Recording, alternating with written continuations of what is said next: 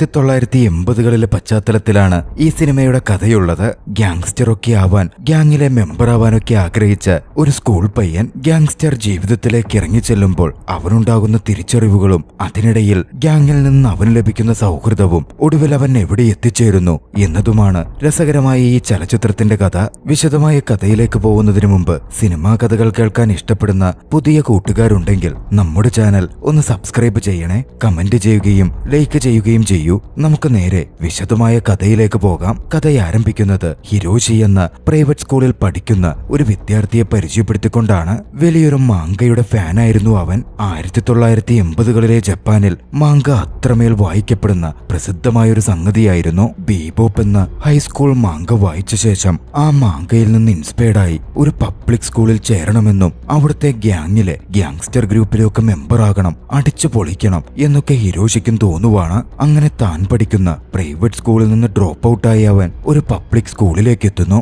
പക്ഷെ അങ്ങോട്ടേക്ക് എത്തുമ്പോഴേ ഇതൊക്കെ മനസ്സിൽ വെച്ചുകൊണ്ട് അവൻ തന്റെ രൂപത്തിൽ തന്നെ അത്തരത്തിൽ മാറ്റങ്ങൾ വരുത്തിയിരുന്നു. മുടി ചെറുതായി വെട്ടി ചുവന്ന കളറൊക്കെ ചെയ്ത് കണ്ടാൽ തന്നെ ഒരു ഗ്യാങ്സ്റ്റർ ടൈപ്പുള്ള കുട്ടിയുടെ ലുക്കിലേക്ക് അവൻ മാറിയിരുന്നു. പുതിയ സ്കൂളിലെത്തി ആവശ്യമില്ലാത്ത പ്രശ്നങ്ങളിലൊക്കെ ഹിരോഷി ചെന്ന് തലയിടാൻ തുടങ്ങി. അതോടെ ആ സ്കൂളിലെ പ്രധാനപ്പെട്ട രണ്ടുപേരുടെ ശ്രദ്ധ ഹിരോഷിയുടെ മേൽ വീണിരുന്നു. അതിൽ ആദ്യത്തെയാൾ മുറുകി ടക്കാശിയും രണ്ടാമത്തെയാൾ വാങ്കോയുമായിരുന്നു. ഇരുവരും ഹിരോഷിയെ ഫീൽഡിലേക്ക് വരാൻ പറഞ്ഞ് വിളിക്കുകയാണ്. അതൊക്കെ സ്വാഭാവികമായി ക്ഷണിക്കുന്നതാകും എന്നായിരുന്നു ഹിരോഷി ആദ്യം കരുതിയത്. ജാടയൊക്കെ ഇട്ട് അവൻ അവരുടെ കൂടെ ചെന്നു. പക്ഷേ ഫീൽഡിലേക്ക് എത്തിയതും ഹിരോഷിക്ക് ചെറിയ സംശയങ്ങൾ തോന്നാൻ തുടങ്ങി. അവിടെ ടറ്റ്സൂയ എന്നുപേരുള്ള ഒരു പയ്യനുണ്ടായിരുന്നു. ടറ്റ്സൂയ അവിടെ വെച്ച് മറ്റൊരു സ്കൂളിലെ പയ്യന്മാരെ തല്ലിച്ചതയ്ക്കുകയായിരുന്നു. ഇത് കണ്ടതും കാര്യങ്ങൾ അത്ര പന്തിയല്ലെന്ന് ഹിരോഷിക്ക് തോന്നുവാണ്. ഒരുപാട് ചിന്തിച്ചു നിൽക്കേണ്ട പോലും വന്നില്ല. ടറ്റ്സൂയ തന്റെ കൂട്ടാളികളെ വിട്ട് ഹിരോഷിയെ വിളിച്ചു വരുത്തിയത് തന്നെ ഒരു ഫൈറ്റിനു വേണ്ടിയിട്ടായിരുന്നു. ആ സ്കൂളിലെ കരുത്തൻ ആ സമയം ടറ്റ്സൂയയാണ്. ആദ്യം ഹിരോഷി അതിൽ നിന്ന് പിന്മാറാൻ ശ്രമിച്ചെങ്കിലും ഒടുവിൽ അവന് ഫൈറ്റ് ചെയ്യേണ്ട നിർബന്ധിതാവസ്ഥ വന്നു. അങ്ങനെ ഫൈറ്റ് ആരംഭിക്കുകയാണ്. ടറ്റ്സൂയ ഹിരോഷിയെ നല്ല രീതിക്ക് പഞ്ഞുകിട്ടു. പക്ഷെ തോൽവി സമ്മതിച്ചു കൊടുക്കാൻ ഹിരോഷി അങ്ങനെ തയ്യാറായിരുന്നില്ല. വീണെടുത്തു നിന്നും അവൻ വീണ്ടും വീണ്ടും തല്ലുകൊള്ളാൻ എന്ന പോലെ എഴുന്നേറ്റ് ചെന്നുകൊണ്ടേയിരുന്നു. ഇടികൊണ്ട് മുഖം ചതയുകയും ചോര ചീറ്റുകയും പോലും ചെയ്തു. എന്നിട്ടും ഹിരോഷി നിർത്തിയില്ല. ടറ്റ്സൂയയ്ക്കും അങ്ങനെ അവൻ തോൽവി സമ്മതിക്കാതെ പിന്മാറാൻ മനസ്സുണ്ടായിരുന്നില്ല. ടറ്റ്സൂയയും ഹിരോഷിയെ മർദ്ദിച്ചുകൊണ്ടേയിരുന്നു. ഒടുവിൽ ടക്കാശി വന്ന് തടഞ്ഞപ്പോഴായിരുന്നു ടറ്റ്സൂയ അത് നിർത്തിയത്. ഹിരോഷിക്ക് തിരിച്ചടിക്കാനോ ഒന്നിനും സാധിച്ചില്ലെങ്കിലും അടികൊണ്ട് നിൽക്കാനുള്ള, തോൽവി സമ്മതിക്കാതിരിക്കാനുള്ള അവന്റെ ആ മനോബലം ടറ്റ്സൂയയെ വല്ലാതെ ആകർഷിച്ചിരുന്നു. ഫൈറ്റ് അവസാനിച്ചതും ടറ്റ്സൂയ ഹിരോഷിയെ തങ്ങളുടെ ഗ്യാങ്ങിനൊപ്പം റെസ്റ്റോറന്റിലേക്ക് ക്ഷണിച്ചു. അവരൊന്നിച്ച് അവിടെ നിന്ന് ഭക്ഷണം കഴിച്ചു. ഹിരോഷിയോട് തങ്ങളുടെ ഗ്യാങ്ങിൽ ചേരാൻ ഒരു നിർദ്ദേശവും അവൻ മുമ്പിലേക്ക് വെച്ചു. ഹിരോഷിക്കും അതിൽ സന്തോഷമേ ഉണ്ടായിരുന്നുള്ളൂ. അവനും പണ്ട് തൊട്ടേ ആഗ്രഹിക്കുന്നത് അതാണല്ലോ, ഒരു സ്ട്രോങ് ഗ്യാങ്ങിന്റെ ഭാഗമാവുക. ആ സമയമായിരുന്നു അങ്ങോട്ടേക്ക് മിയോക്കി എന്ന പെൺകുട്ടി വരുന്നത്. ഹിരോഷിയുടെ മുഖത്തെ മുറിപ്പാടൊക്കെ കണ്ടതും മിയോക്കി ഉടൻ ബാൻഡേജ് ഒക്കെ ഒട്ടിച്ചു കൊടുക്കുവാണ്. ഹിരോഷിക്ക് ആ നിമിഷം തന്നെ മിയോക്കിയോടൊരു പ്രണയവും തോന്നി. പക്ഷെ പെട്ടെന്ന് തന്നെ അവൻ ആ കാര്യം മനസ്സിലാക്കി. മിയോക്കി ടറ്റ്സൂയയുടെ ഗേൾഫ്രണ്ട് ആണ്. അതുകൊണ്ട് തൽക്കാലത്തേക്ക് അവൻ അതിൽ നിന്ന് പിന്മാറുകയാണ്. തന്റെ അവിടുത്തെ പുതിയ ജീവിതത്തെപ്പറ്റി ഹിരോഷി സ്കൂൾമേറ്റ് കൂടിയായ തന്റെ സഹോദരിയോട് ഒക്കെ വിളിച്ചു പറയുന്നുണ്ട്. താനിപ്പോൾ ഒരു ഗ്യാങ്സ്റ്റർ ആയെന്നും ഒരു ഗ്യാങ്ങിലെ മെമ്പറാണെന്നുമൊക്കെ അവൻ അഭിമാനത്തോടെ പറഞ്ഞു. തന്റെ പുതിയ ഗ്യാങ്ങിലുള്ള കൂട്ടുകാരെ പറ്റിയും അവൻ വിശദീകരിച്ചു കൊടുത്തു. ഗ്യാങ്ങിലെ ആദ്യത്തെയാൾ ലുപ്പിനാണ്. മോഷണത്തിൽ അപാര കഴിവുള്ള ഒരുത്തൻ. പക്ഷേ ഈ മുഷ്ടിയുദ്ധത്തിലും ഇടികൂടലിലും ഒന്നും അവന് വലിയ താല്പര്യമില്ല. അടുത്തത് വാങ്കോ. വാങ്കോ വലിയ ഫൈറ്ററാണ്. ഫൈറ്റിൽ എതിരാളിയെ കടിച്ച് ചോര വരുത്തുന്ന രീതിയിൽ ഫൈറ്റ് ചെയ്യൽ അവന്റെ പ്രധാന സംഗതിയാണ്. അടുത്തത് ടക്കാശി. സ്കൂളിൽ ടക്കാശി അല്പം പോപ്പുലർ പോലുമാണ്. കുട്ടികൾക്ക് ഇഷ്ടമല്ലാത്തൊരു അധ്യാപകനുണ്ടായിരുന്നു. ഒരിക്കൽ ടക്കാശി ആ അധ്യാപകനുമായി ഇടിയുണ്ടാക്കുകയും അധ്യാപകനെ ഒരു പാഠം പഠിപ്പിക്കുകയും ചെയ്തു. അതോടെ ഒരു ഹീറോ പരിവേഷം സ്കൂളിൽ ടക്കാശിക്ക് ലഭിച്ചിരുന്നു. ഗ്യാങ്ങിലെ ഒടുവിലത്തെ മെമ്പർ ടറ്റ്സൂയ. ഗ്യാങ്ങിലെ തന്നെ ഏറ്റവും സ്ട്രോങ്ങസ്റ്റ് മെമ്പർ ടറ്റ്സൂയയാണ്. വേണമെങ്കിൽ ഒരു ഗ്യാങ് ലീഡർ എന്നൊക്കെ പറയാം. തന്റെ പുതിയ ഗ്യാങ്ങിനെ പറ്റി ഹിരോഷി അത്രമേൽ അഭിമാനം കൊണ്ടിരുന്നു. അന്ന് കുറച്ചു കഴിഞ്ഞ് ഹിരോഷിയെ പിക്ക് ചെയ്യാൻ ടറ്റ്സൂയ എത്തി. അവർ കുറച്ച് കറങ്ങി നടന്ന് ഒടുവിൽ ടറ്റ്സൂയയുടെ വീട്ടിലേക്ക് എത്തുകയാണ്. വീടിനടുത്തേക്ക് എത്തുമ്പോൾ തന്നെ ടറ്റ്സൂയയുടെ വീടിന് മുമ്പിൽ ഒരു കൂട്ടം കുട്ടികൾ ഫൈറ്റിനെന്ന പോലെ ബേസ്ബോൾ ബാറ്റും മറ്റുമായി നിൽക്കുന്നത് അവർ കണ്ടു. ശ്രദ്ധിച്ചപ്പോൾ രാവിലെ ടെറ്റ്സൂയ മറ്റൊരു സ്കൂളിലെ പയ്യനെ പന്നിക്കിട്ടിരുന്നല്ലോ. കെയോഹിക്കോ സുമിഡ എന്നായിരുന്നു അവന്റെ പേര്. ആ സുമിഡ എന്ന പയ്യനാണ് ഒരു ഗ്യാങ്ങിനെയും കൂട്ടി ടെറ്റ്സൂയയെ തല്ലാനായി അവിടെ എത്തിയിരിക്കുന്നത്. ടെറ്റ്സൂയ അവരെ തല്ലാൻ മുമ്പിട്ട് പോവാൻ നിന്നപ്പോ ഹിരോഷി അവനെ തടഞ്ഞു. അവരുടെ പക്കൽ ആയുധങ്ങൾ ഉണ്ടെന്നും ഇപ്പൊ പോയാൽ ശരിയാവില്ല എന്നും പറഞ്ഞു. ഈ സമയമായിരുന്നു ടെറ്റ്സൂയയുടെ അച്ഛൻ ബഹളമൊക്കെ കേട്ട് വീട്ടിൽ നിന്ന് പുറത്തേക്ക് വരുന്നത്. ടെറ്റ്സൂയയുടെ അച്ഛൻ ഒരു യാക്കൂസ മെമ്പറാണ്. ശരീരം മുഴുവൻ ടാറ്റു കുത്തി, കണ്ടാൽ തന്നെ ഒരു ഗ്യാങ്സ്റ്റർ ആണെന്ന് മനസ്സിലാവും. ഒച്ചയും ബഹളവും ഉണ്ടാക്കാതെ എവിടെ നിന്ന് കടന്നു പോകിനടാ എന്ന് വന്ന് ടെറ്റ്സൂയയുടെ അച്ഛൻ പറയുകയാണ്. പക്ഷേ സുമിഡയും കൂട്ടരുമുണ്ടോ പോകുന്നു. അവർ പ്രതികാരം തീർക്കാൻ വന്നതാണല്ലോ. അച്ഛൻ പുറത്തേക്കിറങ്ങി വരുന്ന കണ്ടതും ടെറ്റ്സൂയയ്ക്കും ധൈര്യമാവുകയാണ്. കയ്യിൽ കിട്ടിയ ചെറിയൊരു ദണ്ടുമെടുത്ത് ആ ഗ്യാങ്ങിനിടയിലേക്ക് പാഞ്ഞു കയറി ടെറ്റ്സൂയ ഫൈറ്റ് ആരംഭിക്കുന്നു. ഹിരോഷിക്കും നോക്കി നിൽക്കാൻ സാധിക്കില്ലല്ലോ. ഹിരോഷിയും അതിൽ പങ്കുചേർന്നു. ടെറ്റ്സൂയയുടെ അച്ഛനും ഇറങ്ങി വന്ന് ഗ്യാങ് കൂടി വന്ന പയ്യന്മാരെ അടിച്ചോടിക്കുകയാണ്. നല്ല രീതിയിൽ ഫൈറ്റ് നടന്നു. ഒടുവിൽ പയ്യന്മാരെ മുഴുവൻ ടെറ്റ്സൂയയും ടെറ്റ്സൂയയുടെ അച്ഛനും ഹിരോഷിയും കൂടി അടിച്ച് താഴെയിട്ടു. പയ്യന്മാർ താഴെ വീണതും ടെറ്റ്സൂയയും ടെറ്റ്സൂയയുടെ അച്ഛനും തമ്മിൽ ഒരു വാക്കുതർക്കം തന്നെ ഉണ്ടായി. വീടിന് മുമ്പിലേക്ക് ഫൈറ്റേഴ്സിനെ കൊണ്ടുവന്ന് പ്രശ്നമുണ്ടാക്കുന്നു എന്നൊക്കെ ചോദിച്ചായിരുന്നു വാക്കുതർക്കം. അപ്പോഴേക്കും പോലീസുകാരും അങ്ങോട്ടേക്ക് വന്നു ചേർന്നിരുന്നു. ആ പ്രശ്നത്തിന് മുഴുവൻ കാരണം യാക്കുസ ഗ്യാങ്സ്റ്ററെ പോലെ തോന്നിച്ച ടെറ്റ്സൂയയുടെ അച്ഛനാണ് എന്നായിരുന്നു പോലീസ് ചിന്തിച്ചത്. എന്തായാലും ടെറ്റ്സൂയയും ഹിരോഷിയും അവിടെ നിന്ന് രക്ഷപ്പെടുകയാണ്. അടുത്ത ദിവസം അവരുടെ ഗ്യാങ് ഒരു റെസ്റ്റോറന്റിൽ പോയി അവിടെ ഇരുന്ന് സംസാരിച്ച് ഭക്ഷണം കഴിക്കാനിരുന്നു. ആരുടെ പക്കലും കാര്യമായി പൈസയൊന്നുമില്ല. പക്ഷെ ടെറ്റ്സൂയ താൻ തന്നെ ഒക്കെ ഏറ്റു എന്നങ്ങ് പറയുവാണ്. ഓർഡർ ചെയ്തവർ ഭക്ഷണവും കഴിച്ചു. ഭക്ഷണം കഴിച്ചു കഴിഞ്ഞപ്പോഴാണ് ടെറ്റ്സൂയ പറയുന്നത് താനത് ചുമ്മാ പറഞ്ഞതാ, തന്റെ ഒരു നയ പൈസ ഇല്ലെന്ന്. ഗ്യാങ് മെമ്പേഴ്സായ പയ്യന്മാർ ആകപ്പെട്ടു. എന്ത് ചെയ്യുമെന്നറിയാത്ത അവസ്ഥ. പക്ഷേ ടെറ്റ്സൂയ മുന്നിട്ട് വന്നു. ഇതൊക്കെ എന്ത് ചെയ്യല് കേസ്, ഞാൻ മാനേജ് ചെയ്യാം എന്ന് പറഞ്ഞ് ടെറ്റ്സൂയ നേരെ ഫോണിനടുത്തേക്ക് പോയി മിയാക്കിയെ കോൾ ചെയ്തു. അവിടുത്തെ ബില്ലിന്റെ കാര്യം പറഞ്ഞ് അത് പേ ചെയ്യാൻ ആവശ്യപ്പെട്ടു. മിയോക്കിയുടെ പേര് കേട്ടതും ഹിരോഷി അല്പം വല്ലാതാകുന്നുണ്ടായിരുന്നു. ബാക്കിയുള്ളവർ അത് ശ്രദ്ധിച്ചു. സത്യം പറയടാ, നിനക്ക് ആ മിയൂക്കി ഇഷ്ടമല്ലേ, അതിൽ നിന്റെ മുഖം മാറിയത് എന്നൊക്കെ ചോദിച്ച് അവർ ഹിരോഷിയെ ടീസ് ചെയ്യാനും തുടങ്ങി. പക്ഷേ ടെറ്റ്സൂയ അവന്റെ ഫ്രണ്ടിലുണ്ടല്ലോ. അത് കണ്ട് ഹിരോഷി അതൊക്കെ തള്ളിപ്പറയുകയാണ്. പക്ഷേ ആ സമയം ടെറ്റ്സൂയ പറഞ്ഞു, നിനക്കിഷ്ടമാണേ നീ ആ മിയൂക്കിയെ ഡേറ്റ് ചെയ്തോടാ, ഞാൻ അവളുമായിട്ട് അല്ലേലെ ബ്രേക്കപ്പ് ചെയ്യാനിരിക്കുക, എനിക്കിപ്പോ പുതിയൊരു ഗേൾഫ്രണ്ട് ഉണ്ട്. അത് കേട്ടതും ഹിരോഷിയുടെ മുഖം അല്പം തെളിയുന്നുണ്ടായിരുന്നു. തമാശകളൊക്കെ പറഞ്ഞ് അവരങ്ങനെ ഹാങ് ഔട്ട് ചെയ്തിരിക്കുമ്പോ അങ്ങോട്ടേക്ക് രണ്ടുപേർ കടന്നു വന്നു. കാഴ്ചയിൽ തന്നെ കരുത്തരായിട്ടുള്ള, കയ്യിൽ ബേസ്ബോൾ ബാറ്റൊക്കെ കരുതിയിരുന്ന രണ്ടുപേർ. അക്കാഗി എന്നും കാറ്റോ എന്നുമായിരുന്നു അവരുടെ പേരുകൾ. വൈകാതെ കാര്യം വ്യക്തമായി. അവർ ബൈക്കർ ഗ്യാങ്സ്റ്റേഴ്സിലെ 2 മെമ്പേഴ്സാണ്. തലേ ദിവസം ടെറ്റ്സൂയ തല്ലിച്ചതച്ച് സുമിഡയാണ് അവരെ ഹയർ ചെയ്തിരിക്കുന്നത്. ടെറ്റ്സൂയക്കും ഗ്യാങ്ങിനും നല്ലൊരു പണി കൊടുക്കുവാൻ വേണ്ടി. പിന്നെ പറയണ്ടല്ലോ, ഫൈറ്റ് ആരംഭിക്കുന്നു. പക്ഷേ ടെറ്റ്സൂയക്കും ഗ്യാങ്ങിനും കരുത്തരായ അക്കേജിക്കും കാറ്റോയിനുമെതിരെ പിടിച്ചു നിൽക്കാൻ സാധിക്കുന്നില്ല. അവർ നല്ല രീതിയിൽ പരാജയപ്പെട്ടു. ഒരുപാട് തല്ലും കൊണ്ടു. തല്ലുകൊണ്ടേറ്റ പരിക്കുകൾ ഉണ്ടല്ലോ. ഹിരോഷി അങ്ങനെ വീട്ടിൽ പരിക്കൊക്കെ ട്രീറ്റ് ചെയ്ത് റെസ്റ്റിലാണ്. ആ സമയം ഹിരോഷിയുടെ മൂത്ത ചേച്ചി യൂക്ക അങ്ങോട്ടേക്ക് വന്നു. യൂക്കയുടെ കൂടെ യൂക്കയുടെ കാമുകനും ഉണ്ടായിരുന്നു. യൂക്ക ഹിരോഷിയെ കണക്കിന് കളിയാക്കി. തല്ലുകൊണ്ട് പരിക്കേറ്റ് എപ്പോഴും കിടക്കാനാ നിന്റെ വിധി എന്നൊക്കെ പറഞ്ഞായിരുന്നു കളിയാക്കൽ. പിന്നീട് ഹിരോഷിയെ തേടി മിയൂക്കിയുടെ ഫോൺ കോൾ വരികയാണ്. പരിക്കേറ്റ അവനെ കാണാൻ അവന്റെ വീട്ടിലേക്ക് അവൾ വരുന്നുണ്ട് എന്നായിരുന്നു മിയൂക്കി പറഞ്ഞത്. കേട്ടപാടെ ഹിരോഷിക്ക് അത്രയ്ക്ക് സന്തോഷം തോന്നി. അവന് ക്രഷുള്ള പെണ്ണാണല്ലോ, അതും വീട്ടിലേക്ക് വരുന്നു. ഉടനടി പോയി ഹിരോഷി കുളിച്ച് തയ്യാറായി മിയൂക്കിയെ കാത്തിരിക്കാൻ ആരംഭിച്ചു. കുറച്ചധിക സമയത്തെ കാത്തിരിപ്പിനൊടുവിൽ മിയൂക്കി അങ്ങോട്ടേക്ക് വന്നു. സന്തോഷത്തോടെ അവൻ അവളെ സ്വാഗതം ചെയ്തു. അവരൊന്നിച്ചിരുന്ന് സംസാരിക്കാനും തുടങ്ങി. സംസാരത്തിലേക്ക് പല വിഷയങ്ങളും കടന്നു വന്നു. കൂട്ടത്തിൽ ടെറ്റ്സൂയയും താനും തമ്മിലുള്ള റിലേഷൻ ഇപ്പോൾ അത്ര ഓക്കെയല്ല എന്ന രീതിയിൽ ദുഃഖത്തോടെ മിയൂക്കി പറയുന്നുണ്ടായിരുന്നു. പിന്നാലെയായിരുന്നു ഹിരോഷിക്ക് ടെറ്റ്സൂയയുടെ ഫോൺ കോൾ വരുന്നത്. ഹിരോഷിയോട് ടെറ്റ്സൂയ തങ്ങളുടെ ബേസ് ക്യാമ്പിലേക്ക് വരാൻ പറഞ്ഞു. ബേസ് ക്യാമ്പിലെത്തി ടെറ്റ്സൂയയുടെ ഗ്യാങ്ങിലെ എല്ലാവരും പരസ്പരം സംസാരിക്കാനും ചർച്ച ചെയ്യാനും തുടങ്ങി. അക്കാജിക്കും കാറ്റുവിനുമെതിരെ ടെറ്റ്സൂയയ്ക്ക് അത്രമേൽ വൈരാഗ്യമുണ്ടായിരുന്നു. അവർക്കൊരു പണി കൊടുക്കണം, അവരെ ഇടിക്കണം എന്ന് ടെറ്റ്സൂയ പറയുവാണ്. അതിനുവേണ്ടി പദ്ധതിയുണ്ടാക്കാനും അവർ ആലോചിച്ചു. പക്ഷേ ഈ അക്കാജിയും കാറ്റുവും ആരാണെന്നോ എന്താണെന്നോ അവർക്ക് വലിയ പിടുത്തമില്ല. അവർ ഗ്യാങ്സ്റ്റേഴ്സാണ്, ബൈക്കർ ഗ്യാങ്ങിലെ അംഗങ്ങളാണെന്ന് മാത്രം അറിയാം. അവർ എവിടുണ്ടാകും, അവരുടെ ഹെഡ് ക്വാർട്ടേഴ്സ് എവിടെയാണ് എന്നതൊക്കെ കണ്ടെത്തണം. അതിനെപ്പറ്റി അങ്ങനെ ആലോചിച്ചിരിക്കുമ്പോഴാണ് ടെറുമി ഇഷിക്കാവയെ അവർ മീറ്റ് ചെയ്യുന്നത്. ടെറു എന്ന് വിളിക്കപ്പെടുന്ന ആ പയ്യൻ ടെറ്റ്സൂയയുമായി അത്ര നല്ല ബന്ധം ബന്ധത്തിലൊന്നുമല്ല. ടെറ്റ്സുയയും ടെറുവും പണ്ട് തൊട്ടേ ശത്രുക്കളായിരുന്നു.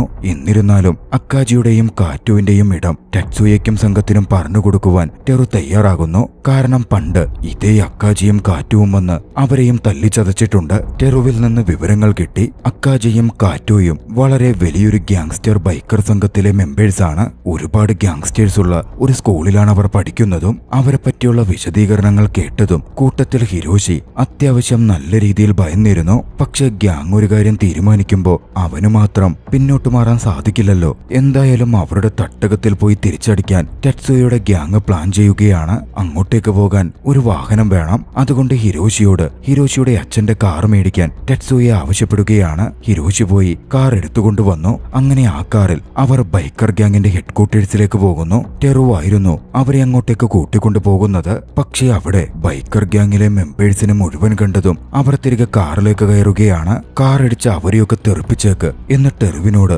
ടെറ്റ്സുയ നിർദ്ദേശം കൊടുത്തു. ടെറു കാറുമെടുത്തതിന് ചെന്നെങ്കിലും അത് വലിയൊരു അബദ്ധമായി മാറുകയായിരുന്നു. അവരുടെ കാർ അക്കേജിയുടെ കൂട്ടാളികൾ വന്നു വളഞ്ഞു. കാറെടുത്ത് അതോടെ രക്ഷപ്പെട്ടു പോകാൻ അവരൊരു ശ്രമം നടത്തിയെങ്കിലും അതും അത്ര എളുപ്പമായിരുന്നില്ല. അക്കേജി കാറിന്റെ ഫ്രണ്ട് ഗ്ലാസ് തകർത്തു. കാറ്റുവാകട്ടെ കാറിനകത്തേക്ക് എടുത്തു ചാടി മുന്നിലിരുന്നവരെ ചവിട്ടി. പിന്നെ പറയണ്ടല്ലോ, നല്ലൊരു ഫൈറ്റ് അങ്ങ് നടക്കുവാണ്. ടെറ്റ്സുയയ്ക്ക് ഫൈറ്റിനൊടുവിൽ അല്പം മേൽക്കൈ നേടിയെടുക്കാൻ സാധിച്ചെങ്കിലും പോലീസ് സൈറൻ ശബ്ദം കേട്ടതും ടെറ്റ്സുയയുടെ ഗ്യാങ്ങിലുള്ള ഹിരോഷി അടക്കമുള്ള എല്ലാവരും വേഗം കാറിൽ കയറി അവിടെ നിന്ന് രക്ഷപ്പെട്ടു പോവുകയാണ്. തിരിച്ചടിക്കാൻ സാധിച്ചു എന്നൊരു സന്തോഷം ടെറ്റ്സുയയ്ക്കും സംഘത്തിനും ഉണ്ടായിരുന്നു. അങ്ങനെ കുറച്ചു ദിവസം കടന്നുപോയി. ഹിരോഷിക്ക് മിയോക്കിയോട് ഒരുപാട് പ്രണയം തോന്നി തുടങ്ങിയിരുന്നു. അതുകൊണ്ട് അവൾക്ക് ഒരു ഗിഫ്റ്റ് കൊടുക്കാൻ അവൻ തീരുമാനിച്ചു. ഗിഫ്റ്റ് കൊണ്ടുവന്ന് മിയോക്കിയുടെ വീടിന് മുമ്പിൽ വെച്ച് കോളിംഗ് ബെല്ലും മുഴക്കി അവിടെ നിൽക്കാതെ ഹിരോഷി പാഞ്ഞുപോയി. ക്രിസ്മസ് വരികയായിരുന്നു. അതുകൊണ്ട് ഒരു ക്രിസ്മസ് ഗിഫ്റ്റ് ആയിരുന്നു അവൻ അവിടെ വെച്ചത്. അന്ന് രാത്രിയിൽ ക്രിസ്മസ് സെലിബ്രേഷന് ടെറ്റ്സുയയും ഗ്യാങ്ങും ഒത്തുകൂടി. ടെറുവും അവരുടെ കൂടെ ഉണ്ടായിരുന്നു. ലുപ്പിന് ആവശ്യത്തിന് സാധനങ്ങൾ മോഷ്ടിച്ച് കടത്തിക്കൊണ്ടുവന്നു. അതൊക്കെ വെച്ച് അവർ എൻജോയ് ചെയ്തിരിക്കാൻ ആരംഭിച്ചു. അവരങ്ങനെ എൻഗേജ്ഡ് ആയിരിക്കുമ്പോൾ അങ്ങോട്ടേക്ക് അക്കാജിയും കാറ്റുവും വീണ്ടും കടന്നു വരികയാണ്.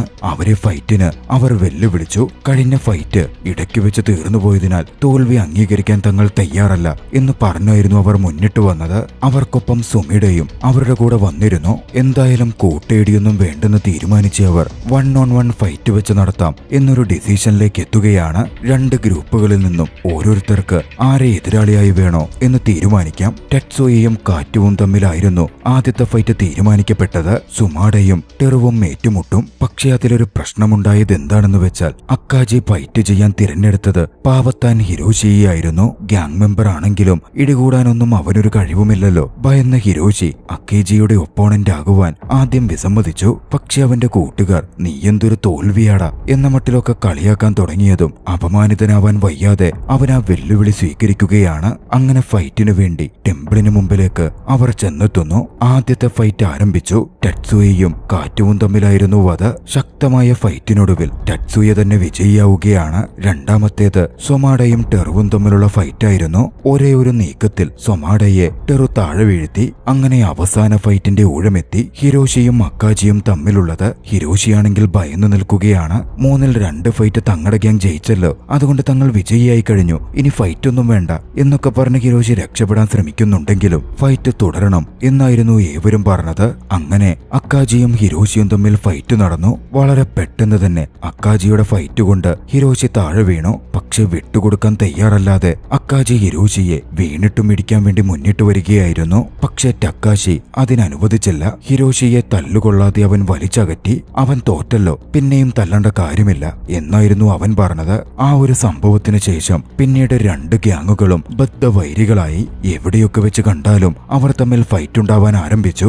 അങ്ങനെ ഒരു രാത്രിയിൽ വീണ്ടും ഫൈറ്റ് ഉണ്ടാവാനുള്ള സാഹചര്യം ഉടലെടുക്കുകയാണ്. പക്ഷേ തുടർച്ചയായി ഫൈറ്റ് കൊണ്ട് ആകെ വല്ലാതായിരുന്ന ഹിരോഷി അന്ന് മധ്യസ്ഥതയിൽ നിന്നു. ഇങ്ങനെ ഫൈറ്റ് തുടർന്നുകൊണ്ടിരുന്നിട്ട് കാര്യമില്ല, നമുക്ക് സമാധാനം കൊണ്ടുവരണം എന്ന് തീർത്തു പറഞ്ഞു. ടെറ്റ്സുയയുടെ ഗ്യാങ്ങിനും അക്കാജിയുടെ ഗ്യാങ്ങിനും അത് ഓക്കെയായി തോന്നിയിരുന്നു. സുഹൃത്തുക്കളാവാനും അവരങ്ങനെ തീരുമാനിക്കുവാണ്. അവരുടെ സമാധാന ഉടമ്പടിയും ഒത്തുചേരലും വീട്ടിൽ വെച്ച് സെലിബ്രേറ്റ് ചെയ്യാം എന്ന് പറഞ്ഞ് ഹിരോഷി അവരെ വീട്ടിലേക്ക് കൂട്ടിക്കൊണ്ടുപോയി. ഹിരോഷിയുടെ വീട്ടിലേക്ക് എത്തുമ്പോൾ അവിടെ മുതിർന്നവരൊക്കെ ഉണ്ടായിരുന്നു. പുറമെ രൗദ്രഭാവമുള്ള അക്കേജി അവിടെ മുതിർന്നവരോട് വിനയത്തോടെയൊക്കെ സംസാരിക്കുന്ന കണ്ട് ബാക്കിയുള്ള എല്ലാവർക്കും ചിരി വന്നു. അവർക്കിടയിൽ തമാശകളൊക്കെ നിറയുകയും അക്കേജി തേജിയും കാറ്റുവുമടക്കം ടറ്റ്സുയയും സുഹൃത്തുക്കളുമായും വളരെ പെട്ടെന്ന് കൂട്ടുകാരായി മാറുകയുമായിരുന്നു. അവർക്കിടയിലെ പ്രശ്നങ്ങളൊക്കെയും അവിടെ വെച്ച് ഇല്ലാതാവുകയും ചെയ്തു. ഈ സംഭവങ്ങൾക്കിടയിൽ നാളുകൾ വളരെ പെട്ടെന്ന് കടന്നുപോയിരുന്നു. അടുത്തൊരു ദിവസം പാർക്കിലിരുന്ന് സംസാരിക്കുമ്പോഴാണ് ഹിരോഷി അക്കാര്യം പറയുന്നത്. ഇന്ന് തങ്ങളുടെ ഗ്രാജുവേഷൻ ഡേ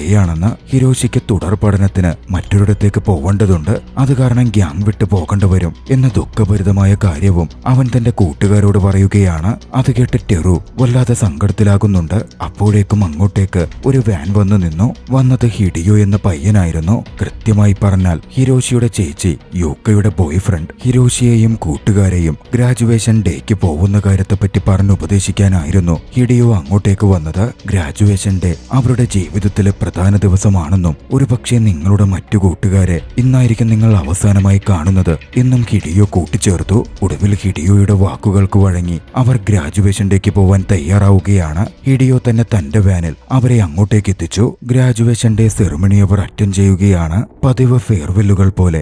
എന്ത് ഗ്യാങ്സ്റ്റർ എന്ന് പറഞ്ഞാലും കുട്ടികളാണല്ലോ. കൂട്ടുകാരെ പിരിയുന്ന വേദന അവരുടെ കണ്ണുകൾ നിറച്ചൊഴുക്കി. അന്നത്തെ ഫംഗ്ഷനൊക്കെ കഴിഞ്ഞപ്പോൾ മിയൂക്കിയോട് തന്റെ പ്രണയം തുറന്നു പറയുവാൻ ഹിരോഷി തീരുമാനിക്കുവാണ്. മിയൂക്കിയെ ഹിരോഷി പിക്ക് ചെയ്തു. നല്ലൊരു ഇടത്ത് കൊണ്ടുവന്ന് അവൻ വണ്ടി നിർത്തി. അവിടെ വെച്ച് മിയൂക്കി അവൻ പ്രപ്പോസ് ചെയ്യുകയാണ്. പക്ഷേ നിർഭാഗ്യവശാൽ മിയൂക്കി ഹിരോഷിയുടെ പ്രണയം നിരാകരിച്ചു. താൻ എപ്പോഴും തട്സുയിയാണ് പ്രണയിക്കുന്നത്, അവൻ എന്നിലേക്ക് തന്നെ തിരികെ വരും എന്നവൾ പറയുന്നുണ്ടായിരുന്നു. ഹിരോഷിക്ക് അതല്പം ദുഃഖമുണ്ടാക്കാതിരുന്നില്ല. എന്നിരുന്നാലും ജീവിതം മുന്നോട്ട് തന്നെ പോകുമല്ലോ. ഹിരോഷി ഉപരിപഠനത്തിന് മറ്റൊരു സ്കൂളിലെത്തി. അവൻ അങ്ങോട്ടേക്ക് എത്തുമ്പോൾ സുമിഡയും അവിടെ ഉണ്ടായിരുന്നു. ഇപ്പോൾ കൂട്ടുകാരാണല്ലോ, അതുകൊണ്ട് സുമിഡയും ഹിരോഷിയും ഒന്നു ചേർന്ന് മുമ്പോട്ട് പോയി. പുതിയ സ്കൂളിലെത്തിയതും അവിടെ തങ്ങളുടെ പവർ കാണിക്കാൻ സുമിഡ ആദ്യമേ തന്നെ അവിടുത്തെ പ്രധാന പ്രശ്നക്കാരായ പയ്യന്മാരുമായി ഒരു ഫൈറ്റിന് വെല്ലുവിളിക്കുന്നു. ടോയ്ലറ്റിൽ വെച്ച് പിന്നെ വലിയൊരു ഫൈറ്റ് തന്നെ അരങ്ങേറുകയാണ്. ഹിരോഷിക്ക് നോക്കി നിൽക്കാൻ സാധിക്കില്ലല്ലോ. ഹിരോഷിയും ഫൈറ്റിൽ പങ്കാളിയായി. പക്ഷേ പഴയ സ്കൂൾ പോലെ ആയിരുന്നില്ല അവിടം. ഫൈറ്റിന്റെ വിവരം പ്രധാന അധ്യാപികയുടെ മുമ്പിലെത്തിയതും അവരെയൊക്കെ സ്കൂളിൽ നിന്ന് പുറത്താക്കുകയാണ്. അങ്ങനെ ഹിരോഷിയുടെ ഉപരിപഠന സാധ്യതകൾ പുതിയ സ്കൂളിലെ ആദ്യ ദിവസം തന്നെ ഇല്ലാതായി. ശേഷം അവൻ തന്റെ ചേച്ചിയുടെ കാമുകൻ ഹിഡിയോയുമായി സംസാരിച്ചു. ഹിരോഷി ഇനി എന്തു ചെയ്യും എന്നതിനെപ്പറ്റി അവർക്കിടയിലേക്കൊരു ഡിസ്കഷൻ വന്നു. തന്റെ കൂടെ ജോലിക്ക് സിറ്റിക്ക് പുറത്തേക്ക് വരുന്നു, നല്ല ശമ്പളം കിട്ടും എന്ന് ഹിഡിയോ പറഞ്ഞു. ആദ്യം ഹിരോഷി വിസമ്മതിച്ചെങ്കിലും എത്രത്തോളം പണം കിട്ടുമെന്ന് കേട്ടതും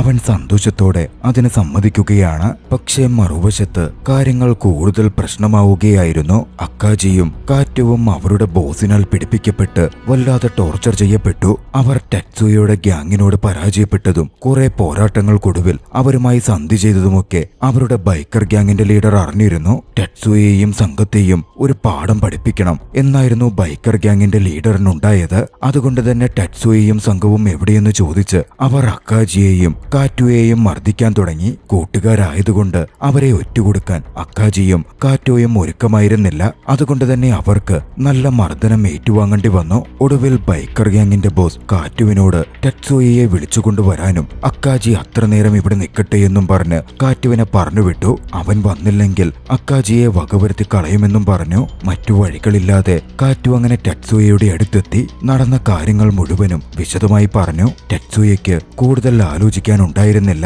ടറ്റ്സുയ ഉടനടി തന്റെ ഗ്യാങ്ങിലുള്ള എല്ലാവരെയും വിളിച്ചു. ഹിരോഷിയെയും വിളിച്ച് ഏറ്റുമുട്ടലിന് വരാൻ ആവശ്യപ്പെട്ടു. പക്ഷെ അന്ന് ഹിരോഷി ഹിഡിയക്കൊപ്പം ജോലിക്ക് പോവാൻ നിൽക്കുന്ന ദിവസമായിരുന്നു. പക്ഷെ കൂട്ടുകാരൻ വിളിച്ചാൽ ഹിരോഷി പോവാതിരിക്കുമോ? ഹിഡിയോയ്ക്കൊപ്പം ജോലിക്ക് പോകുന്നത് വരെ ഉപേക്ഷിച്ച് അവൻ പോവാനിറങ്ങി. ചേച്ചി യൂക്ക് അവനെ തടയാൻ ശ്രമിച്ചു. ഹിഡിയോയും അപ്പോഴേക്ക് എത്തിച്ചേർന്നിരുന്നു. പക്ഷെ തനിക്കിപ്പോൾ വരാൻ കഴിയില്ലെന്നും എന്തിനേക്കാളും വലുത് തന്റെ കൂട്ടുകാരാണെന്നും പറഞ്ഞ് അക്കാജി അവിടെ നിന്ന് പോരുകയാണ്. തടയാൻ ശ്രമിച്ച ഹിഡിയോ തനിക്കൊരു സ്ട്രേഞ്ചർ ആണെന്നും കൂട്ടുകാർ അങ്ങനല്ല എന്നും അവൻ പറയുകയും ചെയ്തു. അത് കേട്ട് യൂക്കയും ഹിഡിയോയും അല്പം വറീഡായിരുന്നു. യൂക്ക വലിയ ദേഷ്യത്തിലിരുന്നു. പക്ഷെ ഹിഡിയോ യൂക്കയെ ആശ്വസിപ്പിച്ചു. താൻ ആരുമല്ലാത്ത കൊണ്ടല്ലേ അവൻ സ്ട്രേഞ്ചർ എന്ന് വിളിച്ചത്. ഇന്ന് വൈകിട്ട് വന്ന് ഞാൻ നിന്നെ പ്രപ്പോസ് ചെയ്യും, അപ്പൊ ഞാൻ അവന് സ്ട്രേഞ്ചർ ആവില്ലല്ലോ എന്ന് പറഞ്ഞ് ഹിഡിയോ അന്ന് പോവുകയാണ്. വൈകാതെ ഹിരോഷിയും കൂട്ടുകാരും ചേർന്ന സംഘം ബൈക്കർ ഗ്യാങ്ങിനെ എതിരിടാനെത്തുന്നു. അവിടെ വലിയൊരു ഏറ്റുമുട്ടൽ തന്നെ സംഭവിക്കുകയാണ്. അക്കാജിയെ രക്ഷപ്പെടുത്തൽ മാത്രമായിരുന്നു വന്ന ടറ്റ്സുയയുടെയും മറ്റുള്ളവരുടെയും ലക്ഷ്യം. പക്ഷേ ഈ ഏറ്റുമുട്ടൽ നടക്കുന്നതിനിടയിൽ മറ്റൊന്നുകൂടി സംഭവിച്ചു. ജോലിസ്ഥലത്ത് തന്റെ ജോലി ചെയ്യുകയായിരുന്ന ഹിഡിയോ ഉയരത്തിൽ നിന്ന് അബദ്ധത്തിൽ താഴേക്ക് വീണു. ഹിഡിയോക്ക് സാരമായ പരിക്കുപറ്റി. ഉടനടി ആശുപത്രിയിലേക്ക് മാറ്റപ്പെട്ടു. മറുവശത്ത് ഹിരോഷിയും സംഘവും ബൈക്കർ ഗ്യാങ്ങിനെതിരെ ഏറ്റുമുട്ടലിൽ പരാജയപ്പെട്ടിരുന്നു. വലിയൊരു ഗ്യാങ്സ്റ്റർ സംഘത്തിനെതിരെ പിടിച്ചു നിൽക്കാൻ 8 പേർ മാത്രമടങ്ങിയ അവരുടെ സംഘത്തിന് സാധിച്ചില്ല. അവിടെ നിന്ന് തിരിച്ചെത്തിയപ്പോഴായിരുന്നു ഹിരോഷി ഹിഡിയോക്ക് പറ്റിയ വിവരമറിയുന്നത്. ഉടനടി ഹിരോഷിയും യൂക്കയും ആശുപത്രിയിലേക്ക് പാഞ്ഞെത്തി. ഹിഡിയോ കോമയിലേക്ക് പോയെന്നും ഇഞ്ചുറി സീരിയസ് ആണ് എന്നും ഡോക്ടർ പറയുകയാണ്. യൂക്ക ആകെ തകർന്നുപോയിരുന്നു. ഹിരോഷിയും ആശുപത്രി ബെഞ്ചിലിരുന്ന് ഹിഡിയോയെപ്പറ്റി ഒരുപാട് ആലോചിച്ചു.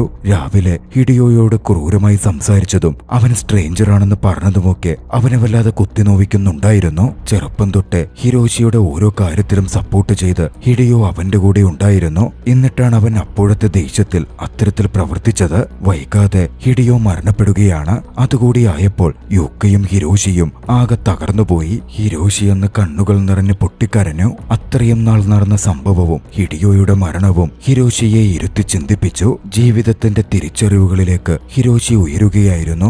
ഈ കൂട്ടുകൂടി ഗ്യാങ് കളിച്ച് നടക്കുന്നതൊന്നുമല്ല ജീവിതമെന്നും ജീവിതത്തിന് മറ്റു പല അർത്ഥതലങ്ങളും ഉണ്ടെന്നും ഹിരോഷി തിരിച്ചറിയുന്നു. ഹിഡിയോക്ക് കൊടുത്ത വാക്കുപോലെ സിറ്റിക്ക് വെളിയിൽ പോയി ജോലി ചെയ്യാനും കുടുംബത്തെ സംരക്ഷിക്കാനും ഹിഡിയോയോട് അങ്ങനെ പ്രായച്ചിത്തം ചെയ്യാനും ഹിരോഷി തീരുമാനിക്കുകയാണ്. ഗ്യാങ്ങും മറ്റുള്ളതും ഒക്കെ വിട്ട് നല്ലൊരു മനുഷ്യനായി ജീവിക്കാനും അവനന്ന് മനസ്സിലുറപ്പിക്കുന്നു. വൈകാതെ അക്കാര്യങ്ങൾ അവൻ തന്റെ ഗ്യാങ്ങിനെ കൂട്ടുകാരെ കണ്ട് നേരിട്ട് പറഞ്ഞ് താൻ പോകുന്ന കാര്യം അവരെ അറിയിക്കുകയാണ്. ഗ്യാങ് വിട്ട് അവൻ പോകുന്നത് അവന്റെ കൂട്ടുകാരെ സങ്കടപ്പെടുത്തിയിരുന്നു. പക്ഷെ ടറ്റ്സുയ അങ്ങനെ വെറുതെ പോവാൻ പറ്റില്ലെന്ന് പറഞ്ഞ് അവനെ തനിക്കെതിരെ ഒരു ഫൈറ്റിന് വെല്ലുവിളിച്ചു. അത് അവസാന ഫൈറ്റായിരിക്കുമെന്നും കൂട്ടിച്ചേർത്തു. അധികം വൈകാതെ ഹിരോഷി ഗ്യാങ്ങൊക്കെ വിട്ട് സിറ്റിക്ക് പുറത്തേക്ക് ജോലിക്കായി പുറപ്പെടുന്നു. അവനെ യാത്രയാക്കാൻ അവന്റെ മറ്റു കൂട്ടുകാരും എത്തിയിരുന്നു. മിയൂക്കിയും അവനെ യാത്രയാക്കാൻ ഓടിയെത്തി. ടറ്റ്സുയയും മിയൂക്കിയും തമ്മിലുള്ള പ്രശ്നങ്ങൾ അവസാനിച്ച് അവർ വീണ്ടും റിലേഷൻഷിപ്പിലേക്കായിരുന്നു. ഹിരോഷി ട്രെയിനിൽ കയറി. ട്രെയിൻ സഞ്ചരിച്ചു തുടങ്ങി. ടറ്റ്സുയ അവനെ യാത്രയാക്കാൻ എത്തിയിരുന്നില്ല. പക്ഷേ ട്രെയിനിൽ നിന്നും ഹിരോഷി ആ കാഴ്ച കണ്ടു. അല്പം മാറി അവൻ യാത്രയാകുന്ന ട്രെയിനും നോക്കി നിൽക്കുന്ന ടറ്റ്സുയയെ ആയിരുന്നു അത്. അവൻ പോകുന്നത് ടറ്റ്സുയയ്ക്കും അത്രമേൽ വിഷമമുണ്ടായിരുന്നു. ടറ്റ്സുയെ അത് പ്രകടിപ്പിച്ചില്ലെന്ന് മാത്രമേയുള്ളൂ. ആഴത്തിലുള്ള സൗഹൃദത്തിന്റെയും ഗ്യാങ്ങിന്റെയും കൗമാരത്തിൽ നിന്ന് ജീവിതത്തിലേക്കുള്ള തിരിച്ചറിവിന്റെയും കഥ പറഞ്ഞ രസകരമായ ചലച്ചിത്രം അവിടെ അവസാനിക്കുകയാണ്. കഥ നിങ്ങൾക്ക് ഇഷ്ടമായെങ്കിൽ വീഡിയോ ലൈക്ക് ചെയ്യുമല്ലോ. അഭിപ്രായങ്ങളും നിർദ്ദേശങ്ങളും കമന്റുകളിൽ രേഖപ്പെടുത്തുക. കഴിയുമെങ്കിൽ ചാനൽ സബ്സ്ക്രൈബ് ചെയ്തും കൂട്ടുകാർക്ക് ഷെയർ ചെയ്തു കൊടുത്തും ഞങ്ങളെ സപ്പോർട്ട് ചെയ്യുക. അടുത്ത എപ്പിസോഡിൽ മറ്റൊരു മികച്ച ചലച്ചിത്രവുമായി നമുക്ക് കണ്ടുമുട്ടാം. അതുവരെ ബൈ.